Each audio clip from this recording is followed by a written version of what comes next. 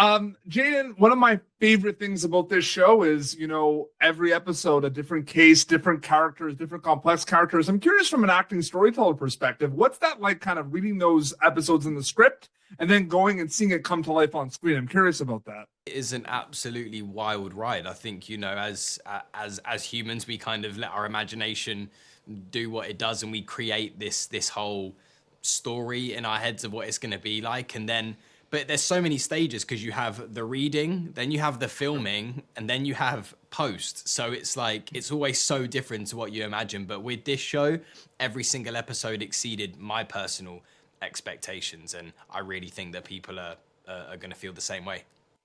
100%. And George, to add to that, I think, watching this show, you really do feel like, audience member wise, you are a detective solving the cases with the Dead Boy detectives. When do you start thinking about that? When do you start becoming conscious of the audience member? Is it after you wrap? Is it like while you're filming? Like, I'm just curious about that specifically. I mean, just kind of as an addendum to what Jayden said, you're very, as an actor, you're really, especially in terms of TV, you're really just one cog in this giant wheel. And I don't think we're always mindful of the audience, but ultimately, it's our job to be as present as we can with our work and focus on the script, focus on the scene, and let the audience side of things take care of itself. We kind of said from the start we wanted to make a show that we would watch, isn't it? So we just kind of imagined ourselves as the audience from the get-go, and that kind of fueled the fire. Yeah, listen, Peter, I was trying to imagine a floating squid, so I had to have my priorities. I needed to sort out my priorities.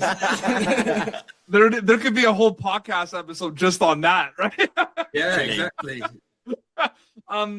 Jayden, I think one of the coolest things about this show too is a combination of, these complex character dynamics and arcs, but the visuals and how they look. And I know a lot of things happen in post and everything. So while you're filming it, like you said, you're imagining certain things, but can we talk about the aesthetic component of the show? Like, what's that like, being part of a show that just looks so cool in so many ways? I mean, it's just a credit to all of our heads of departments, really, from, costume to set design to props, cinematography, all of it. They really knuckled down on everything and made it so good. Like, we had to use our imaginations for some of it, but the majority of the time we would walk into, like, I'll give you an example, Tragic Mix Workshop was the most incredible set you could ever imagine being on. I hope they like a museum, wasn't it? It was. I hope they rebuild it and let people just go in and wander around like we did. We wandered around it for like half an hour, but there's drawers that you don't even see in shot.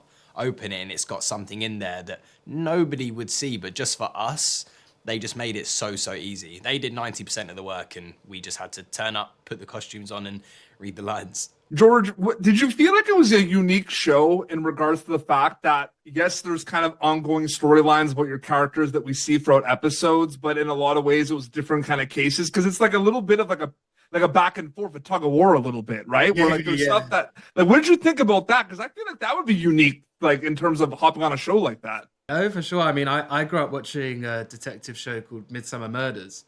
And what I loved about it was very much case by case, episode per episode. And I think what's great about our show is it's a return to that detective, that format, which is really exciting. And I think what the writing team, Steve, Beth, and their team have done so well is they've really fused the cases with the character development. I think they're blended really, really nicely, and they're interwoven. So, honestly, kudos to them.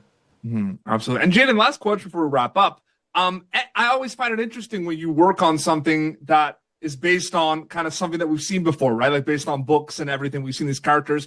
What's your relationship with original source material? Do you kind of look at it a little bit? Is it part of your research? Do you kind of leave it alone, like in terms of this show? I'm curious about that. I think for all of us, and I speak for me, George, Kassius, and Yuyu, I think we were given a lot of leeway in terms of the characters to kind of create our own versions of these characters. But the beauty for me and George, I mean, we had the scripts that Steve wrote, but then we also had, the comics that had been going on for years. So the fact we were able to bring parts of the comics, but also bits of ourselves and create these characters, I mean, it was just a bonus, really. We sport for choice. Absolutely. It really was. We really were spoiled for choice. And DC were awesome enough to send us every single rendition of the Dead Boy Detectives when we secured the roles, and I know me and George both read those comics.